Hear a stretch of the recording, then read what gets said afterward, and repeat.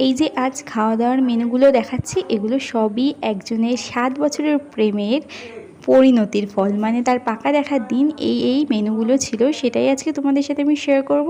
প্রথমে ছিল মুগ ডাল আর এই পাঁপড় ভাজা ছিল। তো চিপস, কিন্তু আমি চিপসটা নিইনি, এই পাঁপড়টা দিয়ে খেয়েছি। আসলে এই পাঁপড়টা ছিল চাটনির সাথে খাওয়ার জন্য। তারপর ছিল পটলের দোরমা, কাজু বাদাম বাটা দিয়ে পটলের দোরমাটা খেতে কিন্তু খুবই ভালো হয়েছিল। আমি তো খুব তৃপ্তি করে খেয়েছি।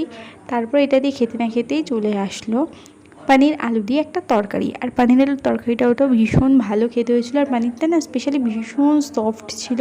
তো আলু চিপে দিয়ে পানির আলু দিয়ে খেতে না খেতেই চলে আসলো আজকে শোস্টবার মাটন। আর বিশেষ করে মাটন হলে তো আমার আর কিচ্ছু লাগে না, শুধু মাটন দিয়ে আমার এক থালা ভাত খাওয়া হয়ে যায়। আর তার সাথে উপরি পাওনা ছিল এই মাটনের চর্বি। আমি মাটনের চর্বি খেতে যে কী ভীষণ পছন্দ করি, সেটা মানে কাউকে আমি বলে বোঝাতে পারবো না।